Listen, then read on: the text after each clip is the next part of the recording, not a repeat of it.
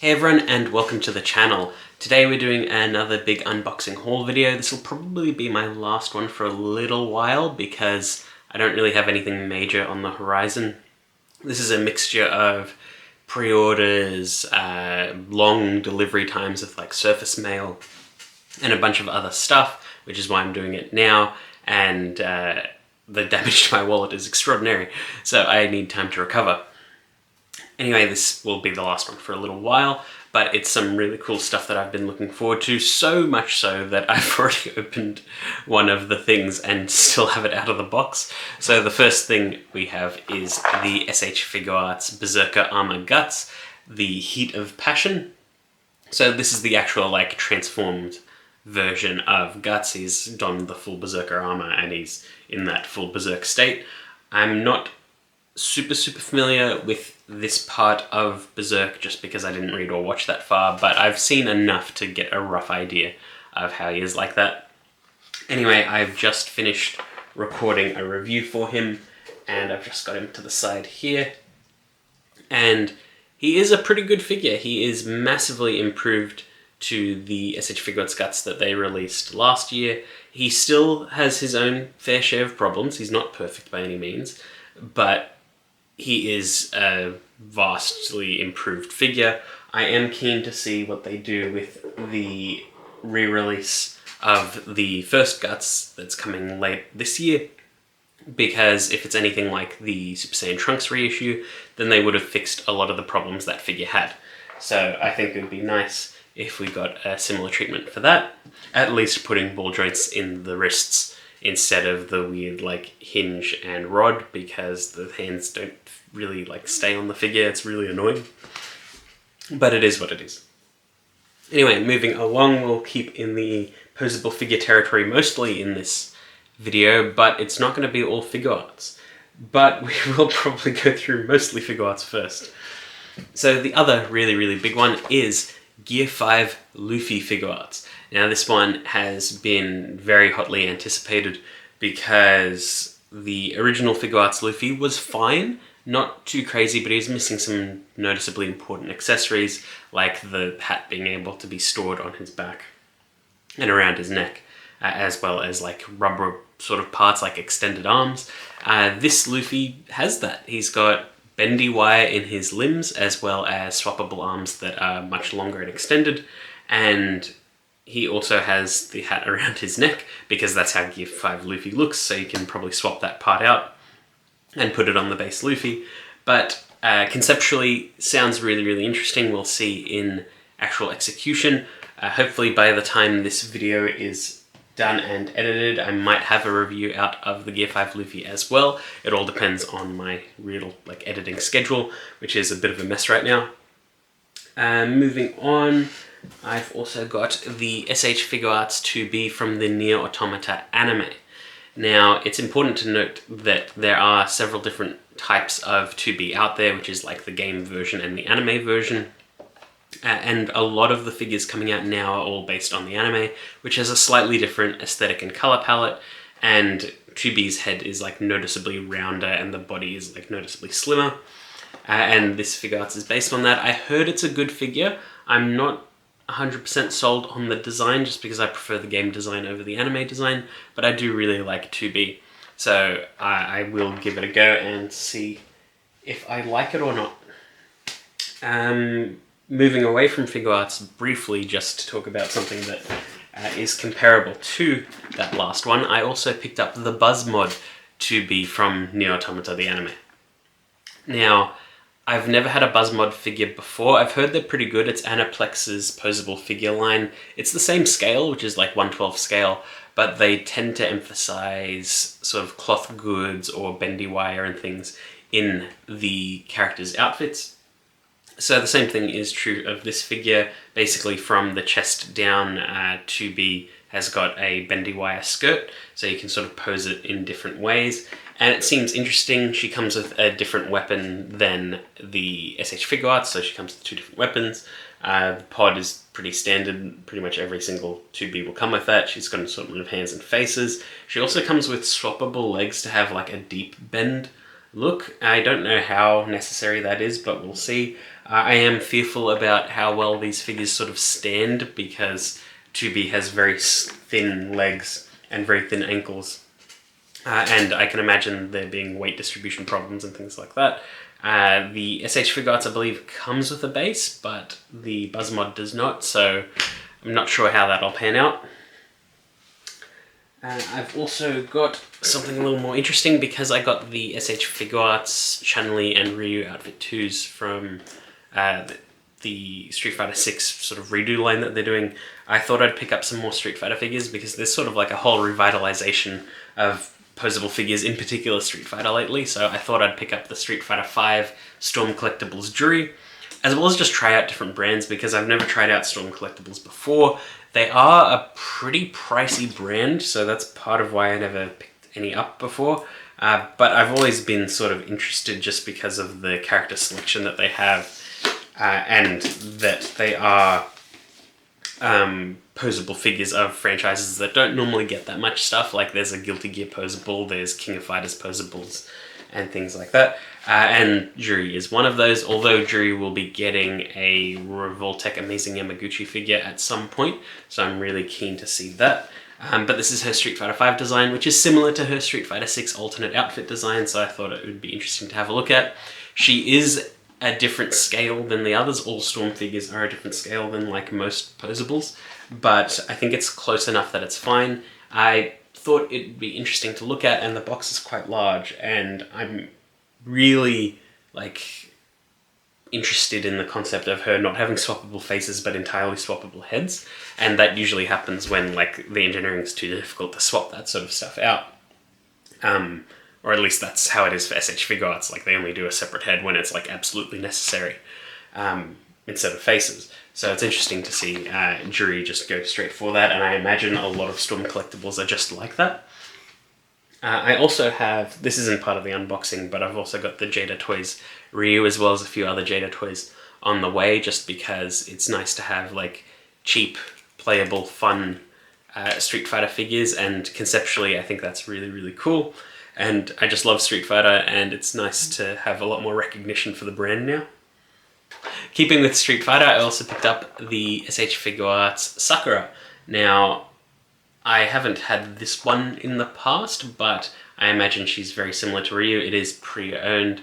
The box isn't in the best condition. I see that the figure's got a few little scuffs, but generally it's fine. I didn't pay all that much for it, but her accessories seem pretty good.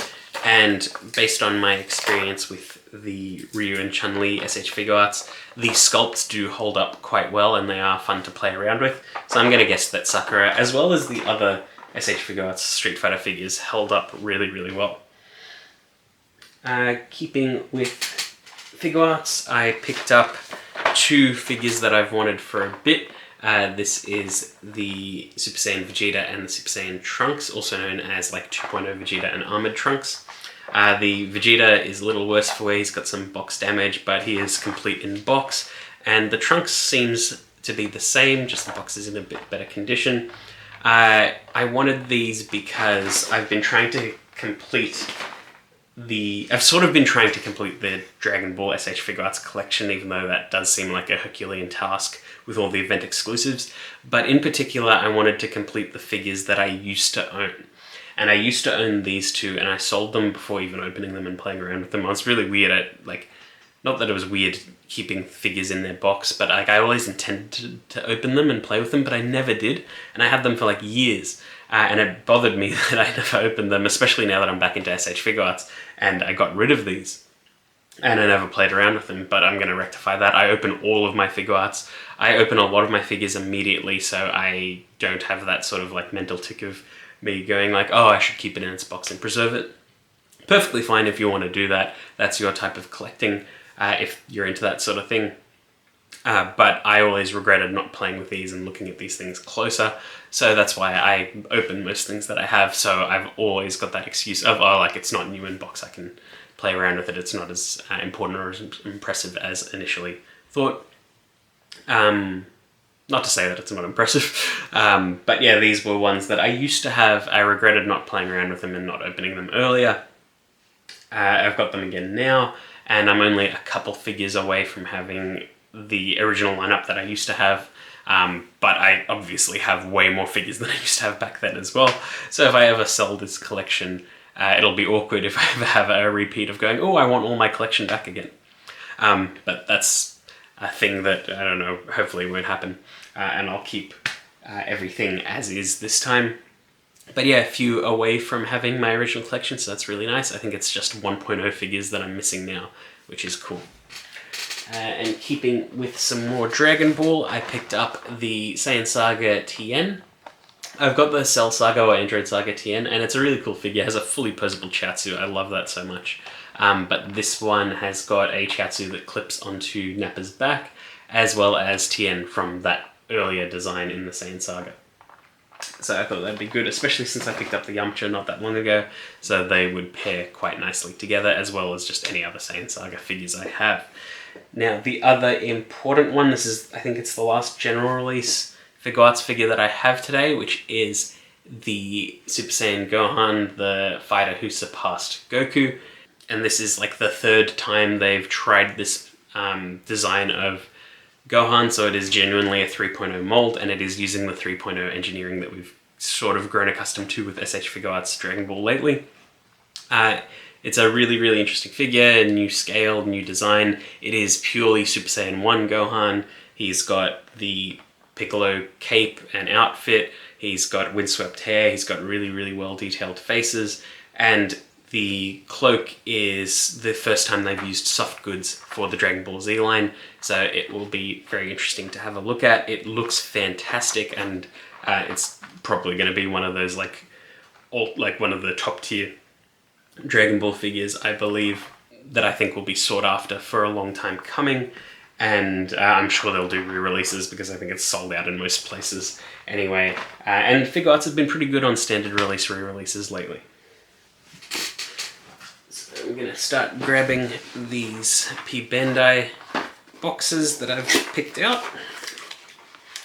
So I grabbed this one just for completionist's sake and because I think the aesthetic is kind of cool. This is Son Goku Clone from Dragon Ball FighterZ. This was a Dragon Ball Games Battle Hour exclusive edition. I don't really know how it was distributed, but like the box design, similar to the Android 21 lab coat, has got such a beautiful look. The black looks so nice compared to the standard white box sort of design of a normal Figuarts. I think there's just something really nice about it.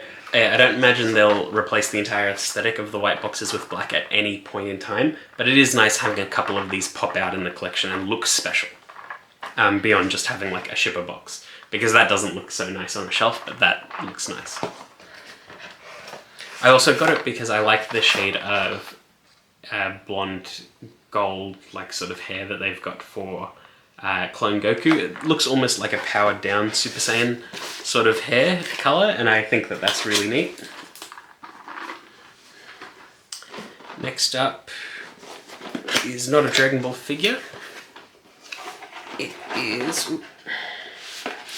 the next P Bandai release in the Naruto line. This is the Kurama Link mode Naruto, so I think it's called Biju mode in Japanese. But yeah, just a really, really cool looking figure. All of the Naruto figures in the last like 2 years have been like phenomenal, like no problems at all, like very, very, very minor QC.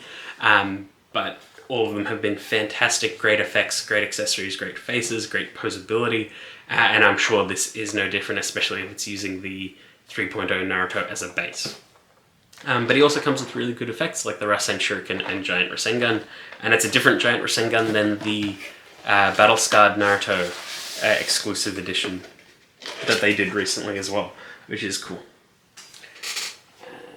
Moving along, this one is another Dragon Ball one. This is Yamcha, Earth's Foremost Fighter. So 2.0 Yamcha, although the other one I think had a 2.0 body as well, but Android Saga Yamcha. And it's sort of been a long time coming. They teased it for a long time and he's finally out, and I was really excited for this one because I didn't have a Yamcha at that point when I pre-ordered. I now have the original Yamcha, and I have this one. This one is almost like a glorified accessory pack for Android 20 because he comes with a face to click on with that one, as well as a piercing through hand. And generally all his other accessories look incredibly bland and basic, but I guess that sort of works with Yamcha as well. I'm not really too sold on it, but it's a fine enough figure, and I'm glad it's part of the collection, absolutely. It's just that I'm not expecting anything too crazy because it looks like a very standard 2.0 body with standard 2.0 articulation and standard accessories beyond the Android 20 stuff. Next up is one that I've also been looking forward to quite a bit, between this and the 3.0 Gohan. This is probably way up there. This is Mecha Frieza. And now that they've had all the other forms of Frieza, this was one that was noticeably missing that and 100% full power, which we are getting at the end of the year. So now we will have a complete set of Frieza. It would be nice if we got in a new mold for the original Final Form Frieza, because this is a new mold for like the body type, as well as the full power Final Form Frieza is a new body type. And if you put them side by side or hold them up side by side, it is noticeable that they look way different. But this figure looks absolutely amazing. Some of the most paint they've ever done on a Figuarts like lately, beyond like Metal Cooler, which had to be like chrome. But like there's so many painted elements on this and it looks really, really nice. The metallic sheen looks so good. The printing on the eyes and everything like that is just spot on.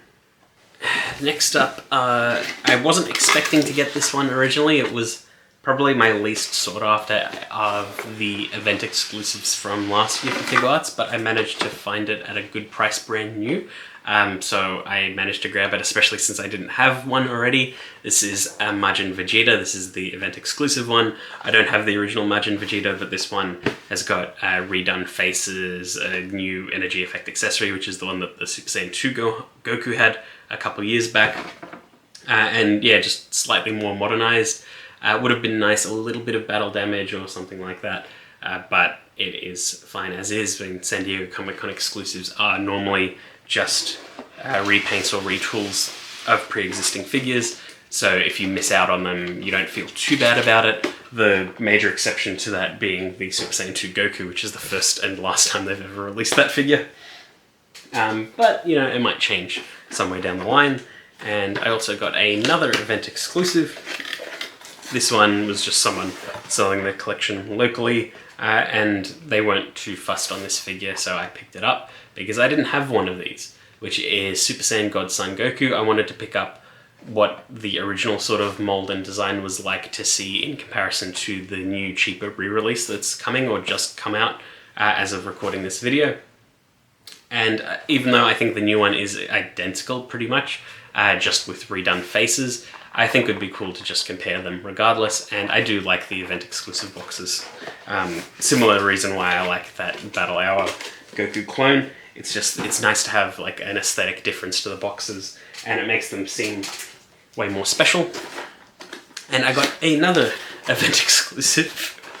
This is the last of the SDCC or event exclusive Figuarts from last year. This is Jiraiya from Naruto. He is a repaint of a much older figure, but that older figure apparently was still really, really good, so they just redid the paint a bit and made him pair a bit better with the modern Naruto figures, like better faces. I think they changed the accessories slightly, I'm not 100% sure on that. But Jiraiya is important. Now we've got Orochimaru and Jiraiya, we might get Tsunade at some point, but I definitely wanted to pick that up, especially since Jiraiya is one of the, not one of my favorites, but definitely up there with the other Naruto characters. And last Figuarts event for the day is one that I really regretted not buying earlier, which is the Tamashii Nations World Tour 15th Anniversary Super Saiyan Goku.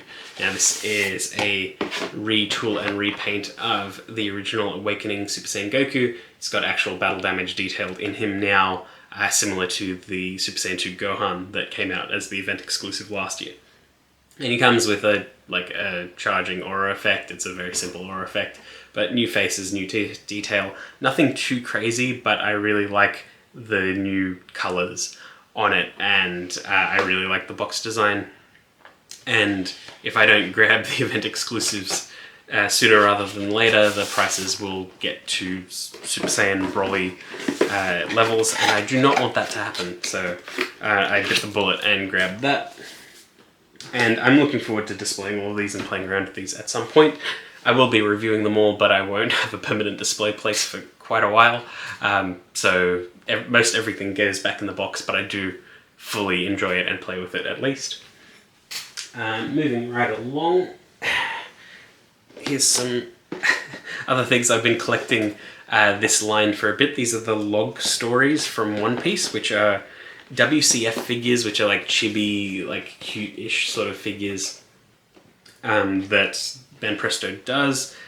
These ones are recreating key moments in early One Piece, and they'll probably keep going to recreate other important moments throughout the entirety of One Piece.